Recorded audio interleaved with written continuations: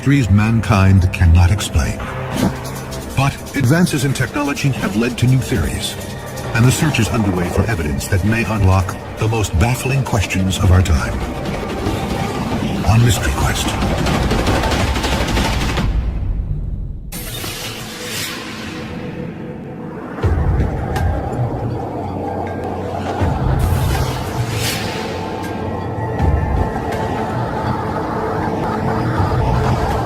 The night sky is calm and clear.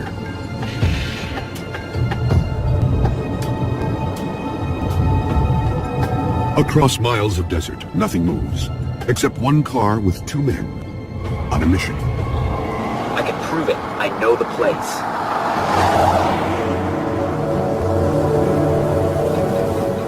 One, a physicist, is promising something shocking is about to appear. It'll show up just over that ridge.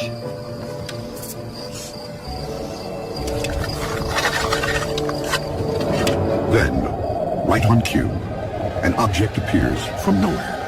Oh my God, what is that? The bizarre craft disappears, and a secret is revealed.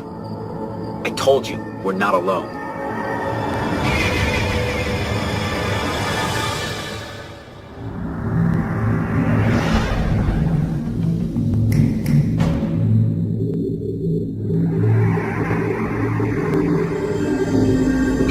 Questions about the existence of alien life have persisted for decades. Even more speculation surrounds the U.S. government and what it really knows. But amid the theories, there is one certainty. A belief that the public isn't being told everything. The conspiracy theories surrounding Area 51 are numerous. People use this as a blank slate on which to draw their darkest fears. While records are by no means complete, there have been thousands of reported UFO and alien encounters. From a mysterious crash in 1897, 6 years before the Wright brothers' first flight, to the Battle of Los Angeles in 1942, when UFO reports triggered massive anti-aircraft fire over the city.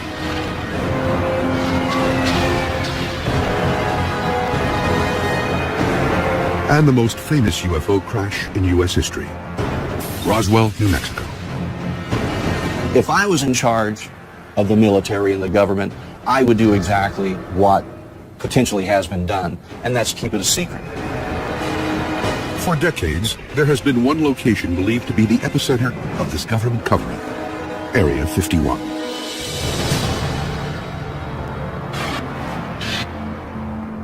The military base is located in the midst of the Nevada desert, 85 miles north of Las Vegas. The name refers to a grid number found on an old map of the much larger site called the Nevada Test and Training Range. Built in 1955, reports of strange and unusual activity emerged almost immediately. Yet there is no official documentation the location even exists. Up until recently, it's been denied that it even existed, even though people knew about it. So that, to me, that's a mystery. Over the years, a portrait has emerged of this mysterious place. Many believe its primary purpose is a testing ground for the government's clandestine spy plane program. Today, Area 51 is very active. They've built new runways, new hangars. I mean, there's some 24 hangars there, so that's evidence that there's a lot of programs going on. Area 51 was created as a testing base for secret aircraft and secret weapon systems. That's all we know for sure, and that's all that the solid evidence is telling us. But others believe these secret weapon systems are simply a smokescreen to cover the real story. In 1989, details began to emerge of a program that went far beyond spy planes. There's a huge underground base out there, and that's where they work with the aliens. As hard as it is to believe, it's true. I mean, there are aliens all over the place. If you and I walked in on everything that was being done, I'm sure we would be flabbergasted. We probably could not conceive all the different types of testing, or even try to comprehend some of the technology.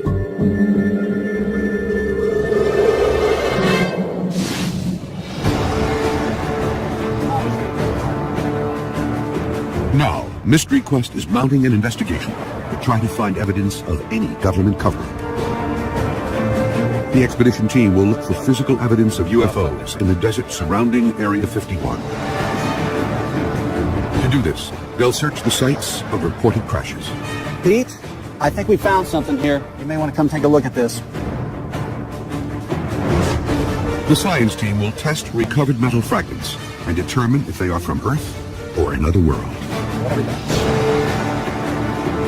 Mystery Quest will also talk to a former U.S. Air Force pilot who says the government is actively seeking to cover up knowledge of alien encounters.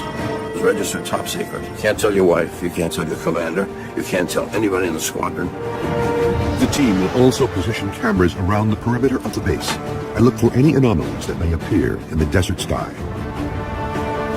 And use a powerful telephoto lens to glimpse further into Area 51 than ever before.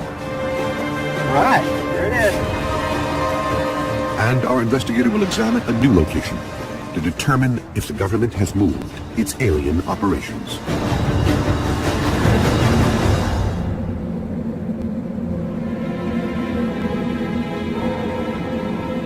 Area 51 operated in secret for decades.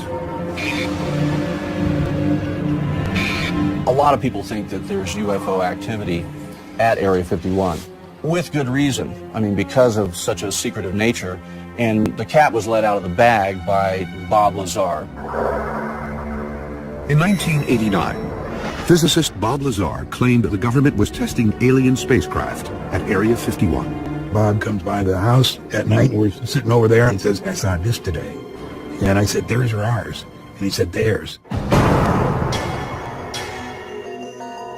John Lear, a retired airline pilot, is a close friend of Bob Lazar.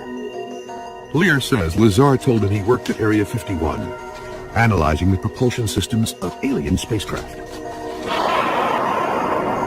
These spaceships could travel millions of miles an hour using a strange atomic substance called Element 115, a material which allows the craft to move through space by bending and drawing it around the ship. And space is a fabric. We think of it as a nothing, as just something cold or only containing one hydrogen atom per square meter, but it's actually a fabric. You can actually pull it. So you can go, if you could go 1,000,000 miles every 12 milliseconds, you can figure out that's pretty darn fast.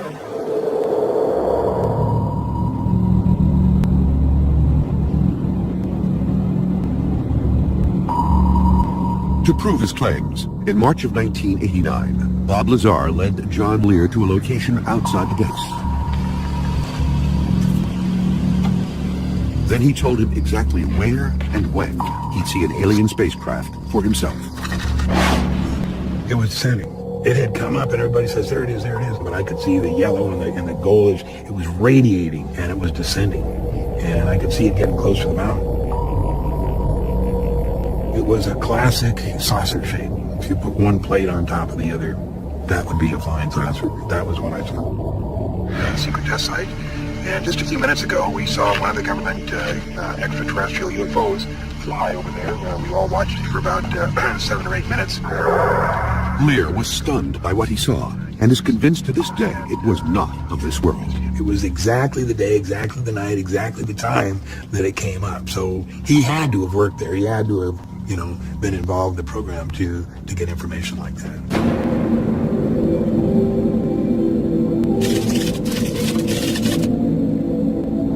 The expedition team is near Area 51 in an attempt to determine if what Lear and Lazar saw was real.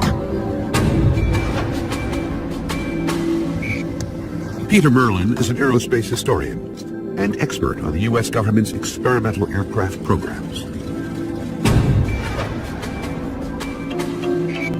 Mark Easter is the International Public Relations Director of MUFON, the Mutual UFO Network. MUFON is the world's largest civilian UFO research organization. Their first task is to set up camera traps that will continuously scan the skies for 48 hours, looking for any signs of activity. We're on the Highway 375. We're headed towards Groom Lake Road, which is here, and we're going to get up on this side of the desert and put the surveillance cameras up in this area here. There's less chance of somebody happening across it, leaving for 48 hours and see what happens.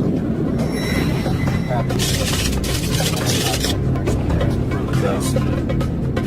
Mystery Quest has obtained 3 specialized cameras to digitally record the skies above Area 51 for 48 hours. The cameras are weatherproof, designed for areas where light levels change drastically. Infrared technology will allow them to capture images during the night.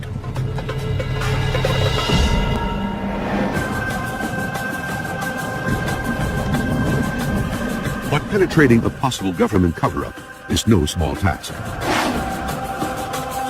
And almost immediately, the team's investigation meets resistance. Does it look like you might come this way, or is he going to stay put? I don't know. I don't know what's going to happen.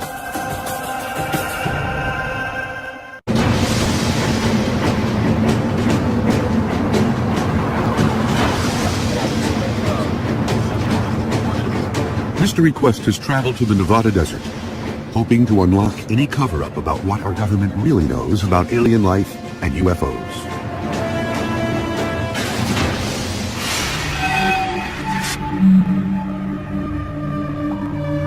UFO sightings have been reported around the world for centuries.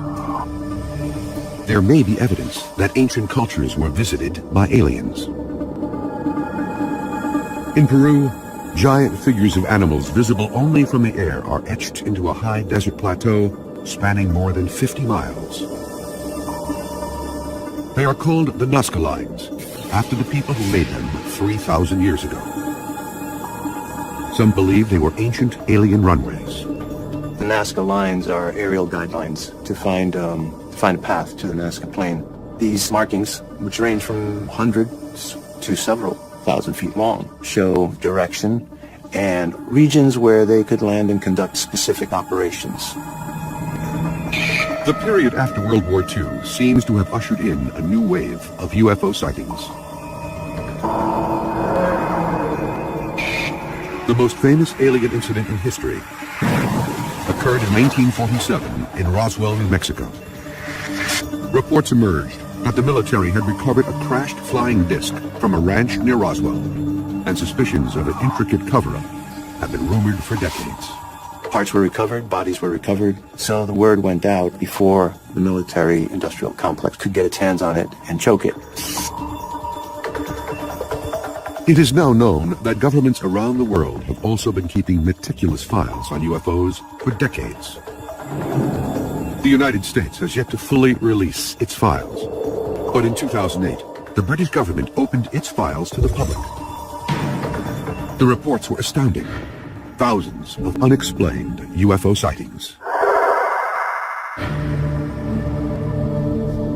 One of the most incredible incidents happened to an American Air Force pilot, Milton Torres. In 1957, Torres was stationed at a Royal Air Force base in Leeds, England. Only in the past year has he been authorized to recount what really happened to him. They scrambled me. It was the most incredible thing. This would be a hot fire mission. This meant he had orders to shoot down whatever was up there. And I would be cleared to fire, and I would select 24 rockets. Torres climbed to 30,000 feet.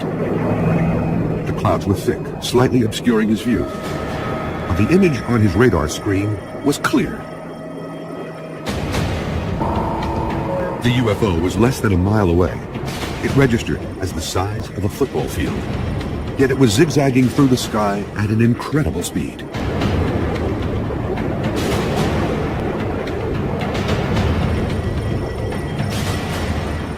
I saw it going up at about Mach 10, 10,000 miles an hour.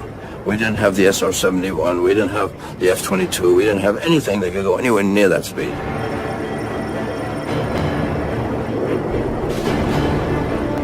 Then, suddenly, the radar image disappeared almost as quickly as it had appeared. But Torres would quickly learn. The government didn't want him talking. The next day, the spook came from the embassy in London. So the man said, "No, you can't tell your wife, you can't tell your commander, you can't tell anybody in the squadron, including your wingman. It's registered top secret. If you say there's anything to anybody, we'll take you off flying status. Well, I worked hard to become a fighter pilot. I wasn't about to lose that, so I better shut my mouth. Some argue that what Milton Torres observed was only a radar anomaly. But more than 50 years later, the career pilot is convinced about what he saw. Anybody who tell me some bull story, and the Air Force with the weather balloon crap, weather balloons don't go Mach 1. This thing was going all kinds of speeds. So whatever it was not made of this earth.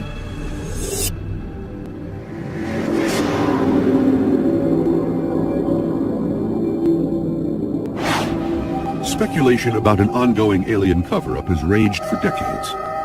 Rumors are fueled by a government that won't officially admit the existence of Area 51. What is known is that Area 51 was originally constructed in 1955 as an aircraft testing site. Today, satellite images confirm what appears to be a military facility. 24 buildings along with a 5,000-foot runway. Even the airspace around Area 51 is restricted. Even aerial surveillance is effectively impossible. Planes aren't allowed to fly over. There are reports that astronauts have gotten into trouble for accidentally managing to turn cameras down onto that area. And people living in the small town of Rachel, Nevada, just outside the base, have long reported strange happenings. A local inn owner believes she actually saw something extraterrestrial. It was between 8:30 and 9:30 at night.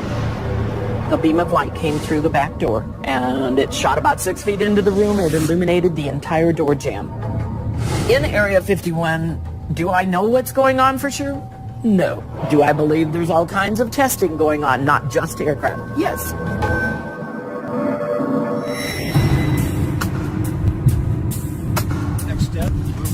After setting the camera traps, the expedition team approaches the perimeter of Area 51 in an attempt to survey the base.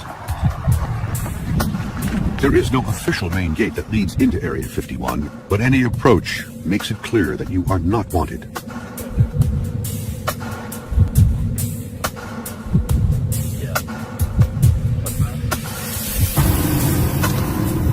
Signs warn against trespassers, while orange posts mark a nearly invisible boundary.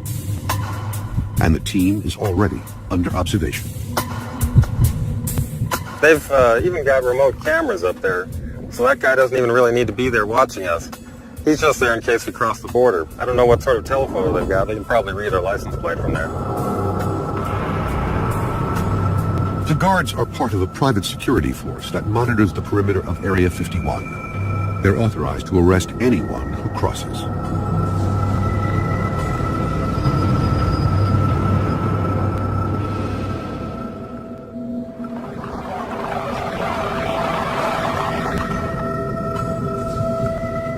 The investigators decide to test Area 51 security at another gate. You look like you might come this way, or is he going to stay put? I don't know. I don't know what's going to happen. He's just standing there looking at me right now, or looking at us.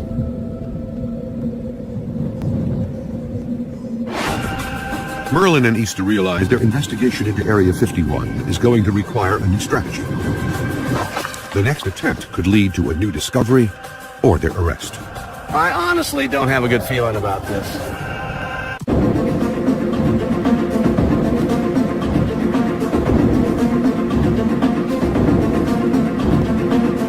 Mystery Quest is searching for clues into the truth behind the U.S. military's most secretive base. Many believe the government is involved in a cover-up of recovered alien technology and life forms. But what has been confirmed is that strange things happen near this desert testing grounds. Without warning and without explanation.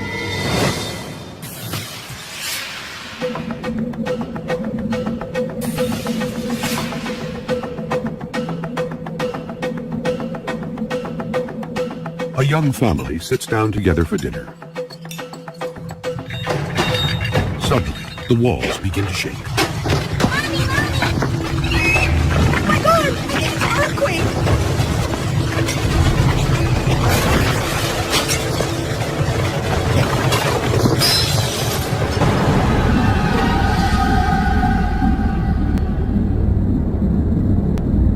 Geologists confirm it's not an earthquake, and weather services report no unusual activity.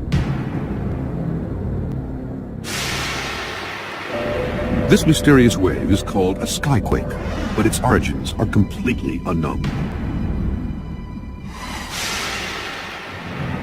One theory is that these quakes are caused by a plane developed at Area 51 that flies so fast it is not called supersonic, but rather hypersonic. The government has never admitted it exists, but its code name is reported to be Aurora. The Aurora is one of the airplanes that has probably brought more people to study Area 51 than anything else. It was rumored to be something that could fly faster than Mach 5. Mach 5 is almost 4,000 miles per hour, twice as fast as any known airplane ever built. The rumors about Aurora were fueled by mysterious condensation trails that appear to be unlike any ever seen.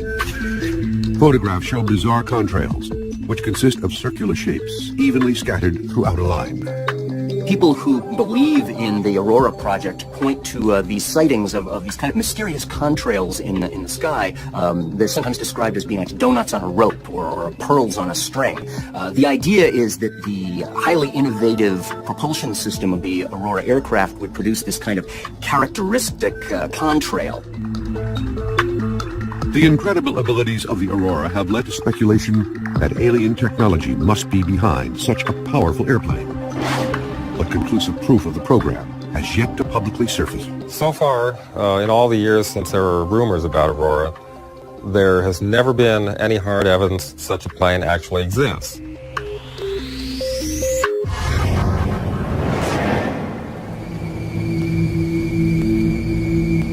Area 51 may not be the only secretive government test facility with an extraterrestrial connection.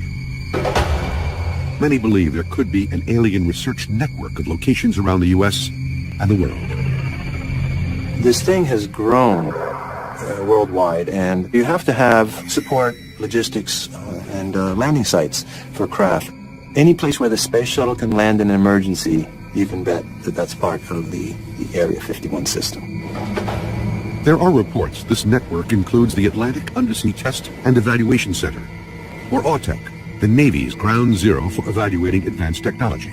The base is located off the Florida Peninsula on Andros Island in the Bahamas. They have a natural laboratory for the testing of submarine technology. And if you think of a submarine, you really will get a good idea what a UFO is. Because a UFO is basically a submarine that can come out of the ocean, go into the air, and go into space.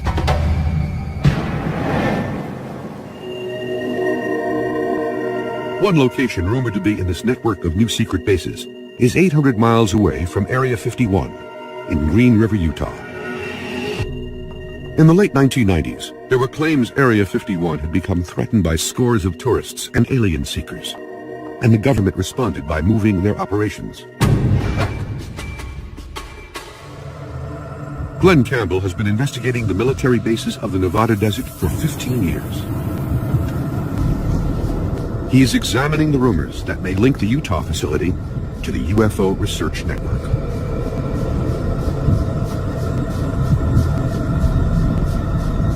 This looks like it. We're coming up on what looks like a gate. This is the main launch complex. This is the heart of this supposedly secret facility. I'm going to get out and check it out. The facility was once part of a huge missile test range called White Sands. Man, we got here just as a monster storm is blowing in from the west. This is what I think is the central launch complex. It seems to be in the center of the pads. I don't know what's in here exactly. They got this big old steel door.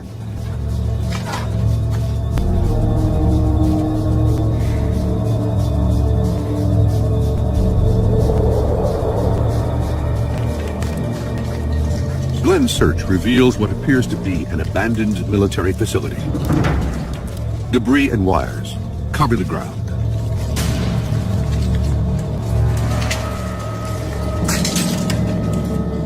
More importantly, there is no evidence of alien or any other research activity. Now, there can always be one of those buildings where there's something secret, but the point is there's no infrastructure, there's no activity, there's no trucks coming and going, there's no people. This is a dead facility. This is not the new Area 51.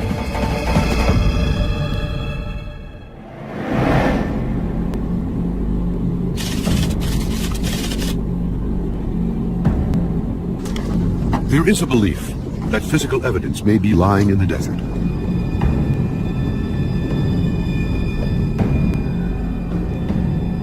Now, the expedition team is on the hunt for that evidence.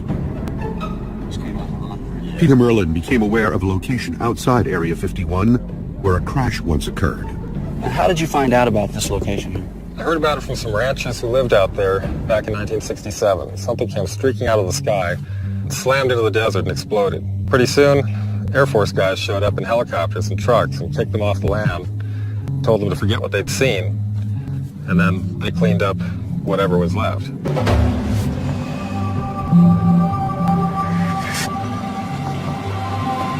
There was one piece they didn't find. Check this out. You ever seen metal folded like that before? Oh, I have not. I mean, that's incredible.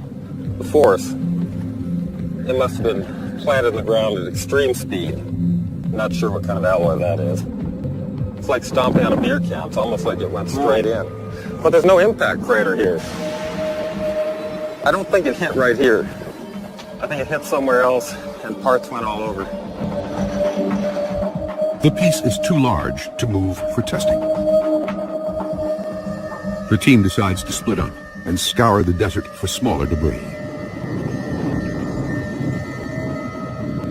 What we're out here looking for, it's not just what might be aircraft parts, but you can't assume what you're looking for is man-made. You have to be open to whatever the case may be. Now, if it's a piece of something that I'm concerned about, I won't touch it unless we get a Geiger counter on it. The Nevada desert was the site of many atomic tests. Caution is paramount.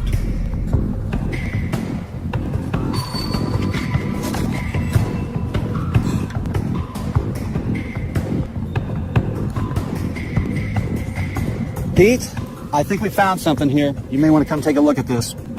I guess you bring that Geiger counter with you. Will do. The twisted piece of metal is about 6 inches long, and small circles appear to be bolt or rivet holes. I think we're okay. Looks pretty clean. What do you think? It's very distorted. Looks like it's been subjected to a lot of force. It's clean. Well, this is definitely downwind from that piece that you found. It is. It's right along the flight trajectory. You can see it's got some form to this side right here, but jagged on this side. This definitely tore off of something obviously larger. Wondering about these holes, if this was from heat, or this is more of an exact hole. These are probably bolt holes, I would imagine. They will send the specimen they've gathered to the science team to try to determine its origins. Well, this is an excellent find right here.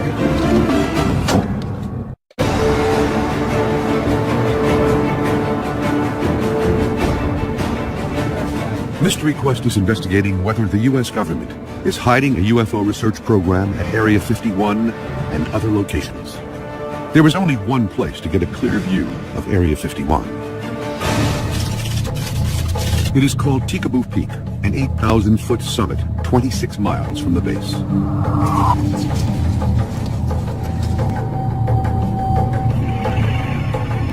The team will be led by Glenn Campbell, who has led many excursions and is familiar with the hidden trail that leads to the peak. But this trek is different. Oh my God, now that's a big lens. This is the largest telephoto lens ever brought to Tikaboo Peak.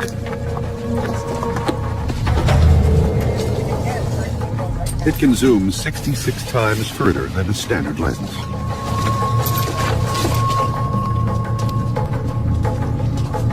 The team makes steady progress as Campbell leads the group to the summit.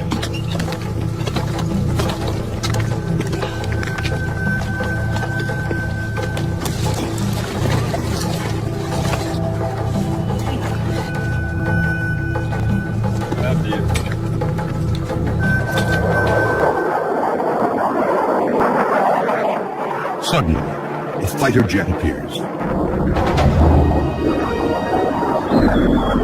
This guy has circled this peak 3 times, and I kind of ask myself, does he know we're here? Is he looking at us? The jet makes repeated passes.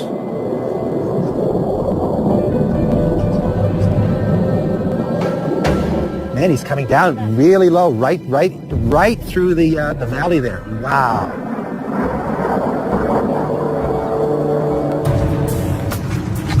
Then, it becomes clear the government is scrutinizing the team's progress.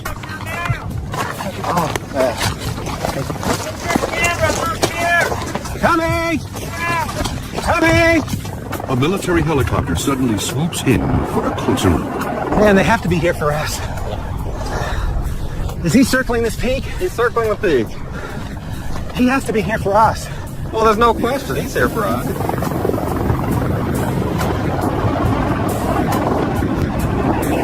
The helicopter is an unmarked Black Hawk-type chopper, often used by special forces. They have never bothered with us here before. My concern is we're not going to be no one's going to interfere with us up there on the peak. We get down below, we may find the sheriff waiting for us, the local law enforcement. There's the helicopter again. And he's directly over Tickaboo Peak. And he's here to watch us. There's no other reason for him to be here. The helicopter circles for 20 minutes, then disappears as suddenly as it arrived. I honestly don't have a good feeling about this.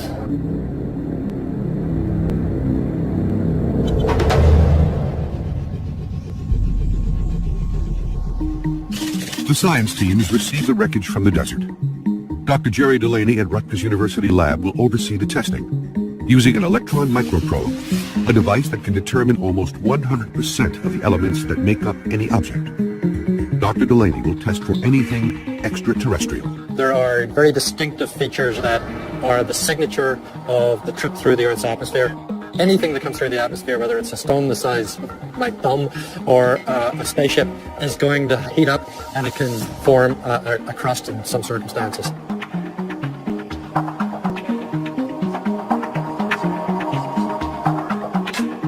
The microprobe generates an electron beam. And that, in turn, generates X-rays. They will tell me what the composition of the sample is. The information is sent to a computer, which identifies the chemical makeup of the sample. What do we got? Ooh, oh my goodness. Well, this isn't what I thought it was going to be. Having said that, it is a very typical terrestrial alloy, brass. This object looks as if it was something that was man-made, maybe a vehicle, maybe a farm equipment, maybe something military, I don't know. But everything about it says man-made terrestrial. The expedition team continues to investigate. Camera surveillance could provide proof of a conspiracy, as new evidence is discovered at the top of Tickaboo Peak. This looks like new construction. I mean, other times I haven't seen this thing here before.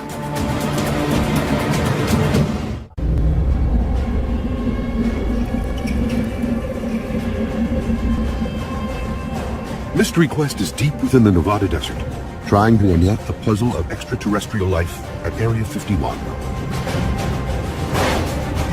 This commercial aviator believes that the government is reverse engineering alien technology at Area 51. This Air Force pilot says he encountered an alien craft at 30,000 feet. And these researchers are trying to gain more information, using an incredibly powerful high-definition lens to peer into the base. The team has climbed 8,000 feet to capture the closest images ever taken of Area 51. Surveillance helicopters and jets have buzzed the expedition and seem to confirm there is something the government does not want revealed. All right, there it is. That's what you wanted to see. There's Area 51. The team looks at recent satellite images, providing a bird's-eye view of the base. They'll compare these images to what they see through the high-definition lens. New construction would prove that Area 51 is an expanding facility.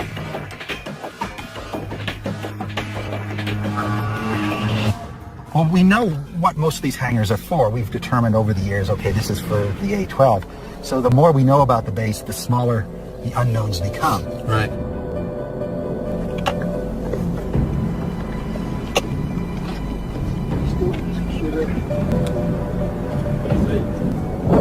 The team examines the base through the powerful lens. Multiple buildings and runways are clearly visible on the monitor. But no cars or people are observed. Then, Glenn Campbell notices something. This looks like new construction.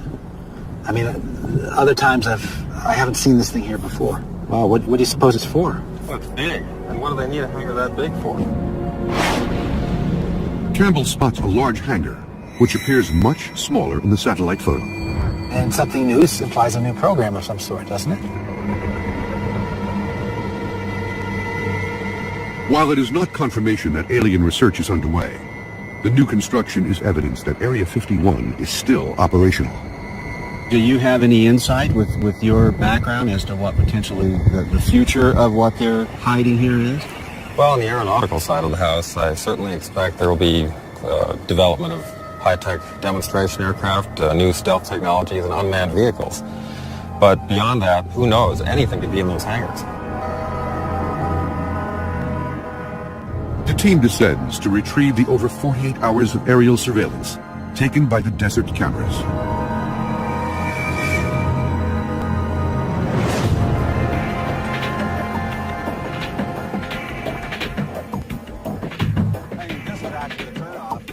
The footage reveals two possible sightings. In one scene, an object seems to appear, then quickly vanish in the sky above the ridgeline. In the second, a procession of lights drift near the horizon. But careful examination has revealed these anomalies are not evidence of UFOs. The first was determined to be a sudden cloud formation. In the second video, a series of lights appear on the horizon. However, after examining the evidence, the team concludes these lights are most likely headlights from passing automobiles.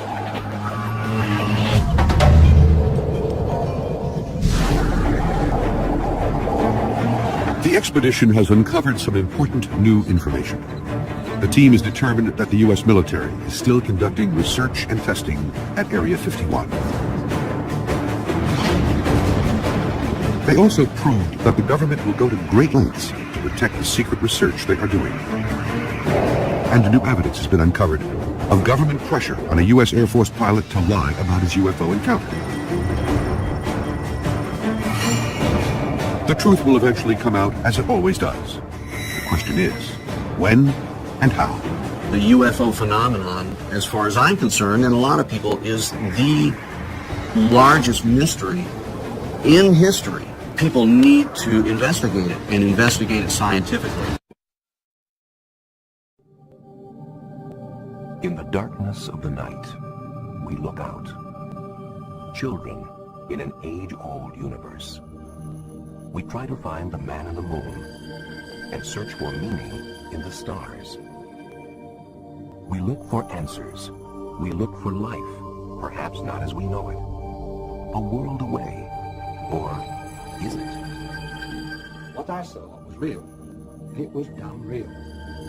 Over the last 50 years, reports of UFOs and of encounters with extraterrestrial beings have reached astronomical proportions.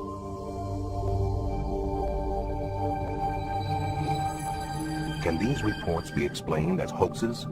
It was quite easy to reproduce these pictures. As natural phenomena? Are secret military craft being confused with UFOs?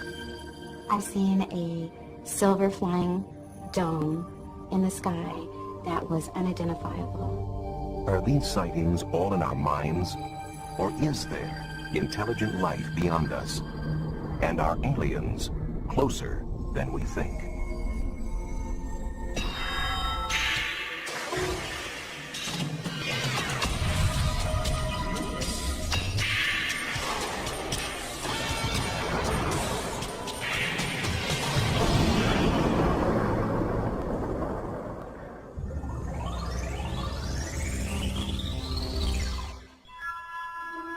We have long been intrigued by the notion of life on other planets, and our popular culture has been filled with images of UFOs for decades.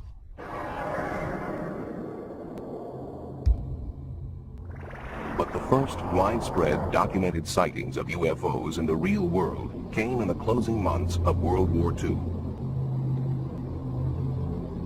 The sightings we saw were, I think, were in about in the 44, and November or December. Then we'd see these balls of light that would fly off the wings of our airplane. The one I saw was like a white light. A lot of the other people reporting in it saw red lights, and some of them would see some green lights, and some of them reported that they would try to chase one while they never could catch it. We would turn into it, and it would turn with us. And we'd turn away from it, and it would still turn with us. And I put my gun sights on, trying to get on it, but I never could. We flew the British Mosquito, which was capable of 450 knots. And we opened it up a number of times and tried to close with it, and we never came anywhere close to it. The pilots dubbed these unidentified flying objects Foo Fighters, but still don't know if they were German secret weapons, optical illusions, or something else entirely. I think the book is open on whether it was imagination, hallucination, or really extraterrestrial or German ground control object. But I haven't seen anything in 50 years that changed the perception of what they were other than unidentified flying objects.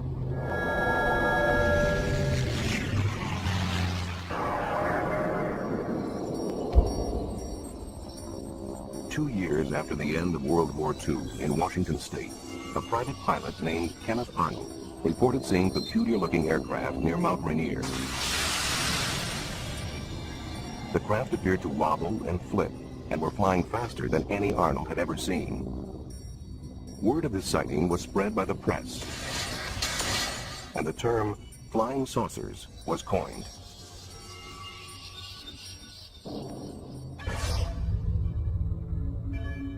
Although life in post-war America seemed tranquil enough, such reports of unidentified flying objects began to multiply.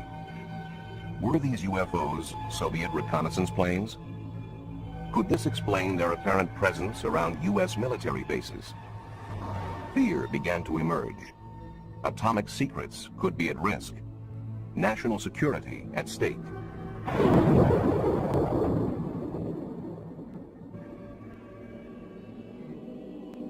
Given their potential significance, UFO reports and rare films from witnesses did not go to the police or scientists. Rather, for 22 years, they were collected as part of Project Blue Book for Air Force investigation. The head of the project explained why.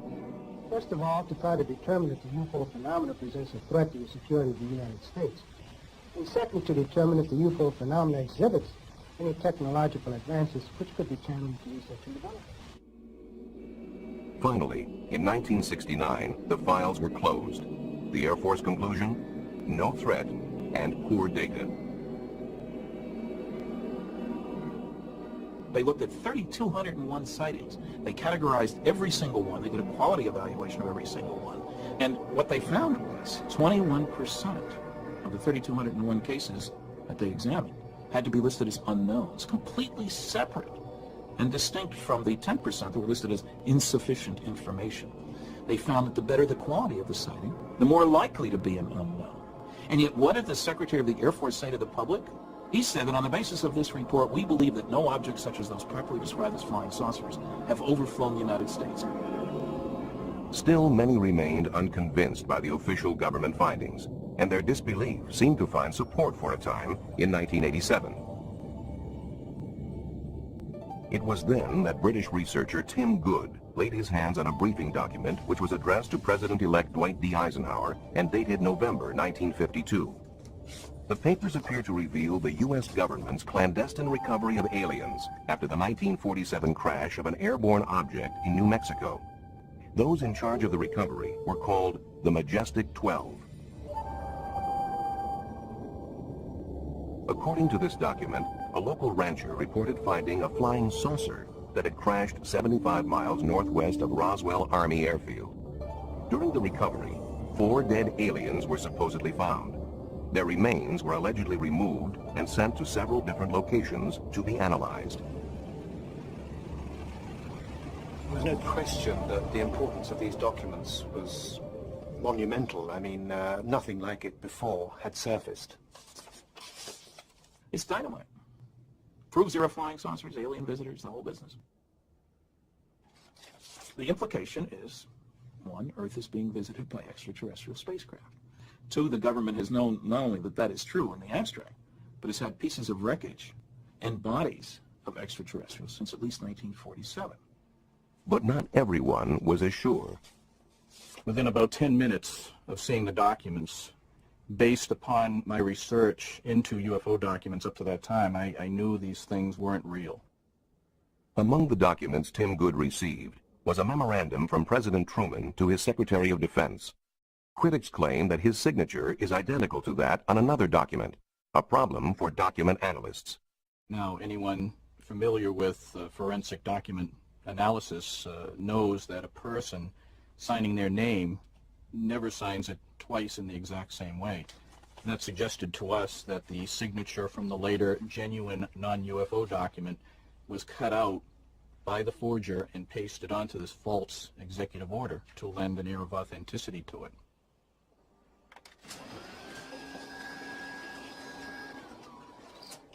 They say the signature on there is identical to another signature from a different memo, which I found in the first place. I say if you hold them up to a light table, they are clearly not identical. Regardless, though Tim Good admits the letter itself may be a fabrication, he does not dismiss the information contained within. I am convinced that whoever fabricated that document, if it was fabricated, must have had inside knowledge. There's no way it could be otherwise. And there's no question that the Majestic 12 papers have indeed pointed people in the right direction. And I think essentially the information contained therein is accurate. Eventually, to get a more complete overview of government documentation regarding UFOs, the Citizens Against UFO Secrecy went to court. The National Security Agency, however, tried to block them. We filed for the 21-page above top secret affidavit. The judge referenced it in his finding, and we eventually got it. The only trouble is, as you start to go through it, you find that it's blacked out, and pretty soon all blacked out. 75% of the document isn't there. People say, scrape away the black, there's nothing underneath. They Xerox it first.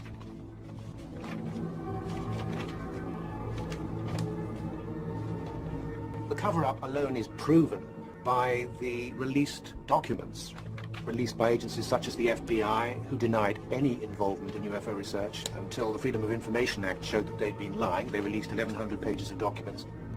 CIA denied any interest in the subject. Suddenly we have now, I would think, thousands of pages of UFO-related information dating back to the 1940s, which quite clearly indicates that there has been a cover-up. Certainly, the Private Center for UFO Studies thinks there is validity to UFO work. Over 100,000 cases are archived there. I am convinced by over 20 years of work in this field that there is a mysterious phenomenon occurring that is being neglected by science, not by the public, but by science. And it's to science's detriment that it's doing so. Still, in other parts of the world, some scientific studies are being done on UFOs.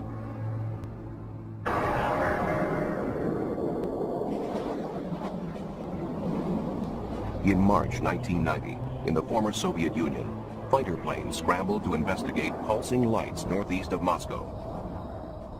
For 3.5 hours, they stalked the lights, which moved at speeds up to 3,000 miles an hour.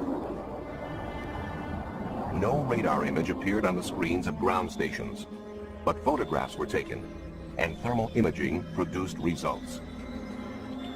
For the Chief of Air Defense Forces, these secret results were proof enough of UFOs. though journalists are asking if there are other sightings. These 1990 cases were only one supported by evidence. This is the only case for which there is real proof.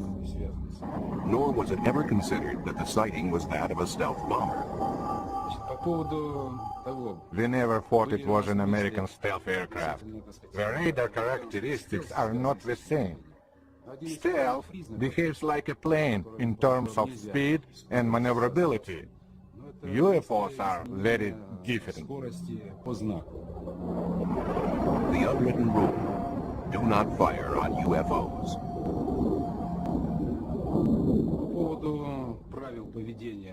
As far as official instructions are concerned, we in air defense have certain unwritten rules that mean we do not fire at UFOs. From 1977 on, an official Soviet Ministry of Defense study has collected hundreds of reports of UFOs, reportedly to gain alien technology for military use.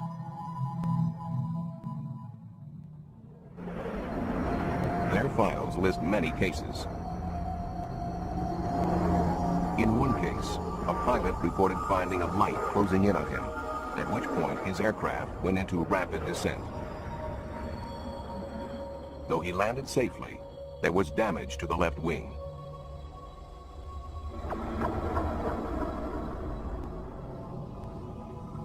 Never before seen in the West, this amateur footage purports to show a UFO over the parliament in Vilnius, capital of Lithuania. The craft hovers noiselessly, appearing to land.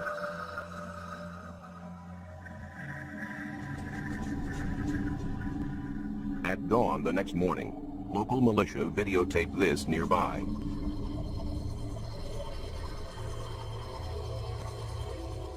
Enhanced, the night visitor looks like this. It moves unlike a normal helicopter or plane.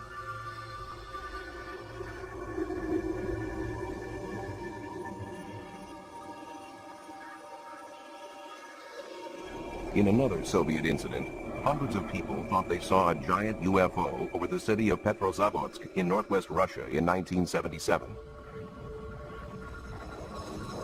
But studies established that it was the burning booster of a secretly launched satellite.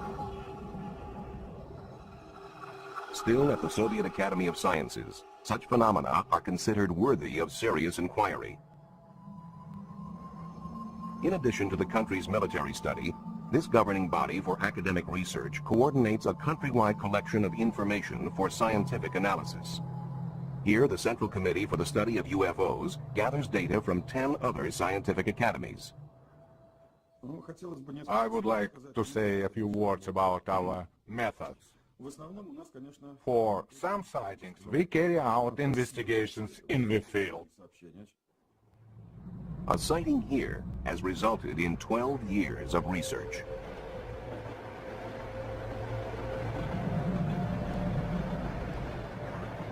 Train passengers reported seeing a UFO, a metallic craft that landed nearby. Biologist Yuri Simyakov believes there have been permanent changes to the scene. We believe this could have been a landing site. This is a very interesting place because it has such strong magnetic fields. His experiments find living creatures shun this spot. These findings are consistent with studies of other UFO sites, where the ground appears empty of all life, even microbes. Most puzzling of all, Earth samples taken from landing sites contain tiny spheres. His work has led him to conclude these spheres were extraterrestrial in origin, containing DNA, the seed of life itself. In the U.S., tests of these samples were divided. Results indicate that the spheres are either of unknown origin or common parts of groundwater filter systems. Yet some Russian researchers believe alien microtechnology is being placed here by interplanetary prowlers. Given worldwide interest, researchers have attempted to classify reports of UFO sightings and encounters with extraterrestrials. When an unidentified flying object is seen, but nothing more, it is labeled a close encounter of the first kind. Where traces are left, it becomes the second kind. Then there are close encounters of the third kind, where people report observing aliens. In close encounters of the fourth kind, the witness actually interacts with the aliens. In November 1980, in Tudmorton, England, an experienced police officer, Alan Godfrey, was on night patrol when he saw an object he could not identify. I was on a 10-6 night duty, so I decided that I would go up to this local council estate. As I was about to turn, I saw another 500 yards up the road this object.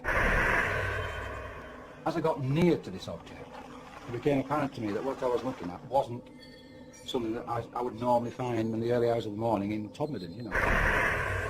I thought it could have been a hot air balloon that had come down, but obviously as I got nearer and nearer, I realised that this was a metallic, man-made craft. It was a nuts and bolts thing. It wasn't an hallucination, it was real. This object was 20 foot wide. It's 14 feet high. It's diamond-shaped. The bottom half of it was rotating. The top half was stationary. It had a bank of dark windows, or it could have been panelling. I got out the car, picked a brick up, thrown it at it, I'd have probably found out whether the windows or not. The trees that lined the road were shaking violently. Yet whilst I was sat in the car, I didn't feel any vibration. I didn't hear any noise, but I certainly wasn't going to get out of the car. I picked the clipboard up, put on my knee, and proceeded to draw it. Now, as I'm drawing the object, I'm suddenly at the other side of it, driving a police car. And the object had gone. Gone too was a period of time. After hypnotic regression, the officer remembered more. There's a total blackness. Then there's a feeling of floating, as though either me on my own or the vehicle, whatever, is floating. Then I wake up in a room. Now in this room, there's a very tall humanoid, for want of a better word.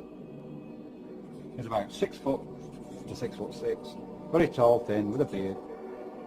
He had a skull cap on and he had this white gown on. What happens then is, I'm asked to get on this bed. Now, the questions asked to me then is, how did he, he wants to get there? Because I said, his mouth's not moving, he's not talking, it's just, he wants me to get on the bed. Obviously, whatever it was having some sort of influence over my thoughts. Yet, I did feel at ease with him. I felt comfortable with him. I got the impression that I'd met him before. I wasn't in fear of him or anything like that. I didn't feel in any danger. So I'm on the bed, and these horrible little things come. They are a lamp-shaped thing with black, dark eyes. That's the best way I can describe them. And there was about 7 or 8 of them.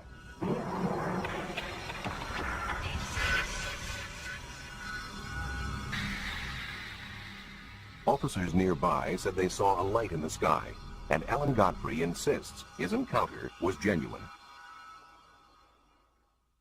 I know, that night, what I saw was real. It was damn real. In 1974, in Llandrethlo, Wales, residents felt severe tremors. Tremors, which some felt were not naturally caused.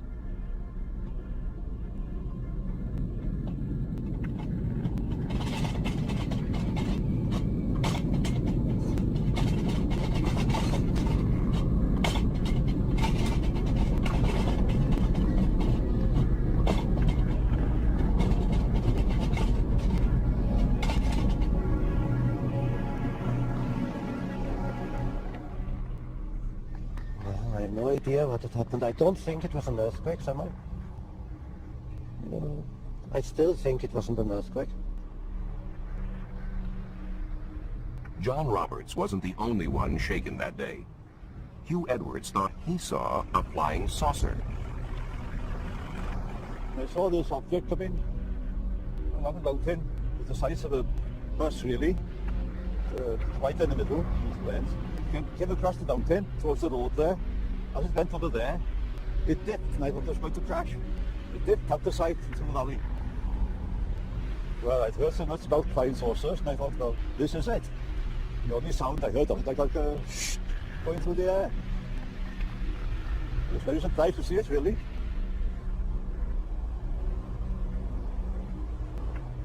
The district nurse thought perhaps a plane was down. I thought there might be an air crash. Maybe as a nurse we could help giving first aid. So I called to my daughters and we got into the car and we made our way up to the mountain. We drove a fair way along the mountain road and to our left we could see a huge orange ball sitting on the mountain glowing. We stopped and we started looking what we thought was going to be an aircraft on fire. So we'd envisaged sort of, oh God, there might be bodies if it was an aeroplane crash, and we weren't too happy at that prospect, but we were quite surprised to see this big reddish orange ball just sitting there. There were no flames, and it was so uniform. The shape, the round spherical shape of it made us realise we weren't looking at an aircraft. There were no flames jumping, but it was pulsating, this red-orange object that we saw, and we could see little lights, like fairy lights, coming towards the object in a zigzag pattern, and we assumed at that time possibly there was someone going to see what was what. With hindsight, we realised that a search party couldn't have got there, located it and got there in the time it had taken us to go from the village up to the mountain. Yeah. No one could have organised themselves to get to the object that we saw. Since no search party went out that night, nothing was ever found at the scene. But astronomer Ron Madison has proposed that what the villagers saw that night was a meteorite or fireball, and that it coincided with an earthquake at a nearby fault. Thinking that that explosion might well have been due to an impacting piece of rock, our first reaction was to try to estimate the energy involved. And it seemed to us to be something that would correspond to an explosion of the size of about 600 tons of TNT. We got letters from as far apart as Penzance and Northern Ireland and Derby, all reporting seeing a bright light, maybe comparable with a half moon in brilliance, moving across the sky at the speed of an aircraft but with no sound, and trailing smoke, just like you would expect something on fire to be crashing. In the next few days, we were to realise, of course, that the village was not very far from the Gala Fort, which is active and has been moving steadily over thousands of years. And unbeknown to us at the time, originally, there had been on that evening a movement on the fort, and that is incontrovertible evidence. This was a coincidence. There were fireballs in the sky at the same time that there was a triggered movement along the Gala Fort.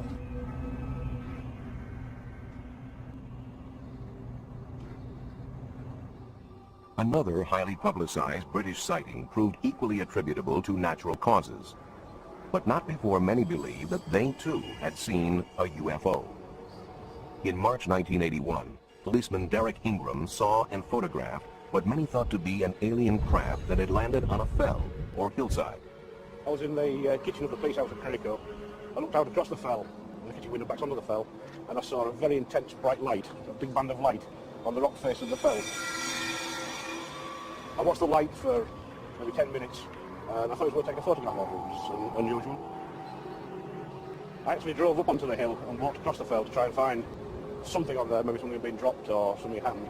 There was nothing up there. I couldn't find anything at all that would explain the lights. The faithful saw a finned craft with 3 lights, and as the press had a field day, researchers tried to identify the visitors.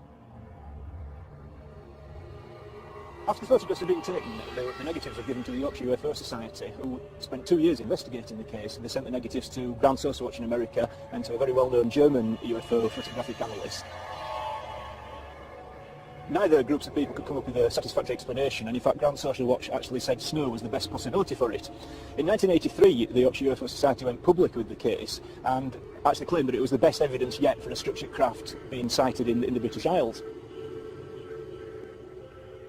the investigation continued, and in 1987 we'd almost given up hope of ever finding out what caused it. And I was on a weekend trip into the Dales with my wife and son, and decided to stop and show them Krakow fell.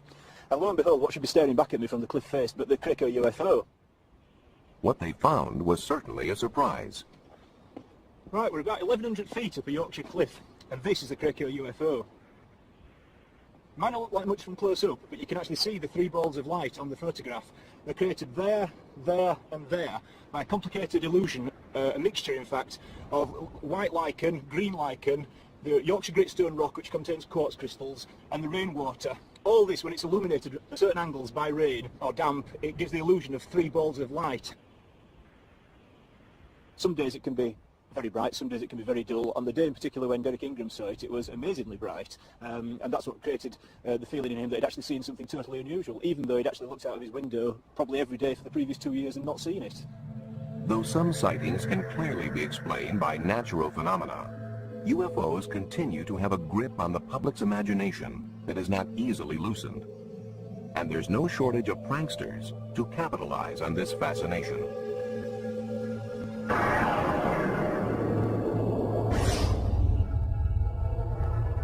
In Gulf Breeze, Florida, in November of 1987, builder Ed Walters claims he took Polaroids of a UFO 3 times as big as a house. For him, it was just one of many such photo opportunities, near abductions and glimpses of aliens. Though he sold 2 books worth, Ed would not allow his photos to be included in this program.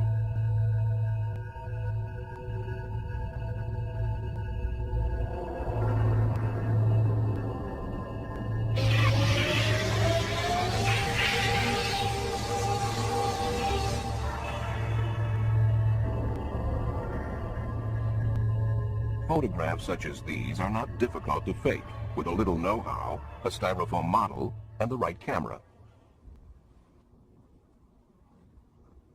It was quite easy to reproduce these pictures. He took the majority of his early pictures, about 30 pictures, on a Polaroid 108 camera. It is very easy to double expose the film in that camera. If you don't pull the film out, you can press the button and expose that same piece of film again. You take a picture of the UFO model inside, you go outside, take a picture of the skyline, let the film develop. There you have your double exposure of a UFO flying in the sky. Still, Walters has his disciples, and photoanalyst Bruce Maccabee is one of them. A government research physicist, Maccabee is a believer in UFOs and is the author of many scientific papers on them. I have analyzed all the films and videos that have been taken by Ed Walters. I have studied most of the videos, I guess, that have been taken by other people down there.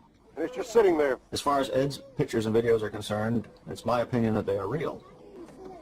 I've analyzed these very carefully, taking into account all the criticisms that have been leveled against them, and have found reasons to reject the criticisms. In baseball, you get 3 strikes and you're out. For Ed Walters, in this case, strike 1 was when a model was found in the attic of his former home. Strike 2 was when a young man named Tommy Smith came forward and claimed that he was an eyewitness to Ed Walters creating double-exposed UFO pictures. Strike 3 was when we went out and did photo experiments and were able to replicate many of these photos, especially the difficult photos like the UFO hovering over the road. So my conclusion is 3 strikes and you're out. We published the first pictures of the Gulf Breeze sightings back in November of 1987, and I was trying to figure out exactly how to present them, because I tried to run everything that happened locally in Gulf Breeze. When my folks came in, and I said, "You're not going to believe what we're getting ready to run in the paper this week," and I showed them the pictures, and they said, "That's what we saw." It was primarily because of the many other people in Gulf Breeze that witnessed the UFO, both the same night that Ed first got the pictures and many times after that, that the Sentinel continued to carry the story. I have had 3 other daylight sightings and over 100 sightings at night at Shoreline Park in Gulf Breeze. I witnessed over 170 sightings. These were red lights, red and white lights, over and around Gulf Breeze, Florida. I've seen a silver flying dome in the sky that was unidentifiable. Never seen anything like that before, and it was unexplainable.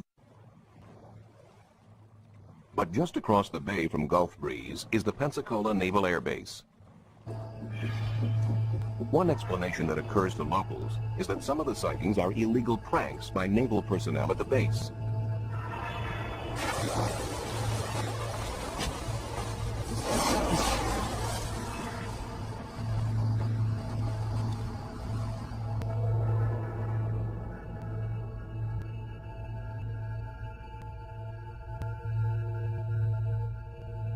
Another possibility is that actual military craft are being confused with UFOs.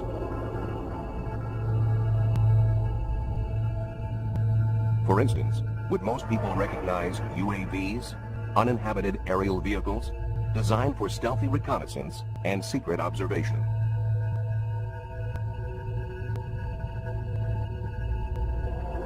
Yet despite the fact that certain sightings may be hoaxes or otherwise explained by natural or man-made phenomena, we keep on looking. Our fascination only grows as scientists uncover evidence of life on other planets. It only grows as it becomes increasingly reasonable to believe we are not alone in the universe. If signs of life on Mars prove true, extraterrestrial life in general may be even more widespread. Astronomers calculate the number of civilizations we can expect to detect in space. They use the Drake equation. Professor Frank Drake. The first factor is the rate of star formation in our galaxy. Obviously, the more stars you make, the more potential abodes of life there will be. Some fraction of those stars will have planets. That's the second factor, the fraction which have planets. We then have to take into account the number of planets in each system which are potential abodes of life. The next factor is the fraction of systems of living things which give rise to intelligence. The next factor is the fraction of systems of intelligent creatures which develop high technology, detectable technology. But how long do they last? How long are they detectable? Perhaps they're destroyed by cosmic accidents. Perhaps in an ugly way through nuclear war. More likely, we think they become undetectable because they become so sophisticated in their technology that they don't waste any energy. They don't release energy into space, and therefore there's no sign of them to detect. And so we say, well, there must be some longevity. L, the length of time typically a civilization is visible. And now if we take the rate of production and multiply by that L, the end result is that thing we started out to find, which is the number of detectable civilizations in space. And the number is getting bigger. 7 new planets have been discovered in the last year.